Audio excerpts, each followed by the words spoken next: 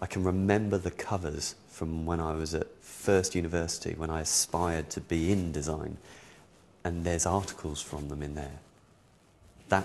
They've always been there. They're part of the fabric of design. People talk about design as an industry. It's not really. It's a raggle-taggle band of different guilds and individuals and companies, and they're part of the glue that helps to make it seem as if it's a responsible, fully fledged, industry in this country. The interesting thing about their work, I think, was that blend of originality with a real appreciation of a commercial situation.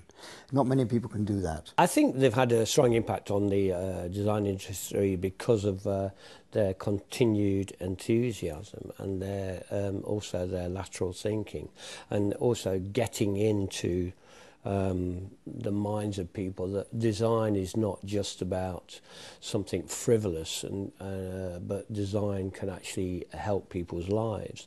These particular people showed that in a studio, a design office, you could have many, many different answers to many, many different problems.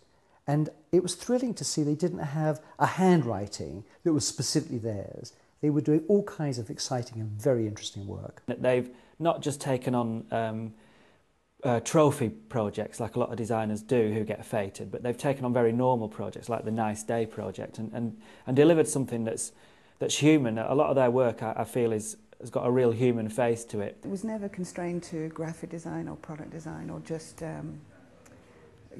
printing stuff out on paper. It was all about ideas, and everybody was encouraged to be really creative, and I think that shows in everything they do, really.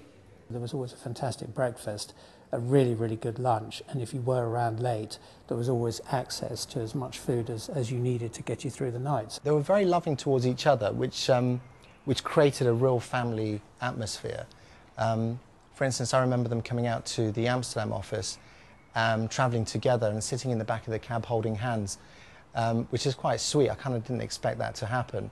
And they're a bit like Paul McCartney and Linda used to be. Sort of never really spent time away from each other, always together, and they're pretty much like that to this day. I think those of us who've worked with them know particularly how not only passionate they are, but how modest they are with their passion. That's a combination that doesn't always happen.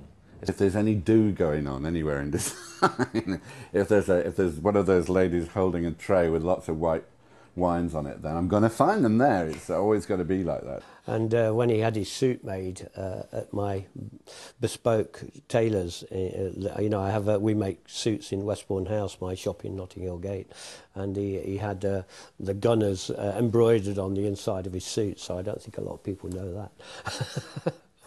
Well, of course, everybody knows their company and the excellence of the work, the creative work that was produced from that company, but actually came across them really when they were reorganising the Design Council. They're into detail, and we all know Mies van der Rohe's famous remark that God is in the detail. And that attention to detail is something that I've learned makes projects work, makes things happen. What I've learned, I think, from knowing both people is that the world of art, the world of design and creativity can have an impact on lives, perhaps in a way that you don't expect. There are many great initiatives and programmes in design education in the UK, but it takes a very special pair of people to come up with such a unique idea. To some extent, they came with a reputation, they came with what looked like a good project, but they came with a bit of an answer to some of the problems we were facing, and I suppose that's why they got certainly more than one hearing. My first contact with them was through their organisation, which was about giving students at school a real-life opportunity to work with a designer to solve a problem for the school. We did this slightly sheepish idea, and we had a big meeting with the 14 main girls, and they all came and we presented this idea, and they said no. They just said, no, we hired you to do your best work. I think since I've worked with them, there's my kind of proportions of what you have to become a successful designer has changed. It put us in the space as designers, and it showed us exactly how a real project is actually approached. children are probably the best and the worst client you could possibly get. And I think through them you learn so many things that you probably won't learn from a regular client.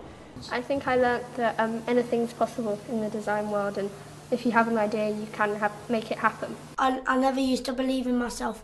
It all used to be, let's see, I got irritated and stuff like that, and so now I just believe in myself. I can draw like that.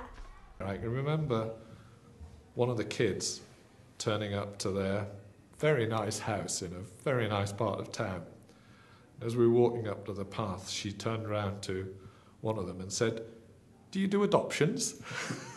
They have shown, I think, to young people, and actually some not so young people, just how important design can be to changing lives. They managed to put design on the educational agenda at a time when it was being squeezed out and at a time when it wasn't the political priority. And I don't think there's anyone else in the country that could have done that, quite honestly. These two people have changed my life, changed the lives of thousands of school children and the work they've done with their schools, changed design bodies, changed the way education is taught to our kids at every level, and they really have done 2 lifetimes' work. It's ridiculous. I'm honoured to give them an award this year.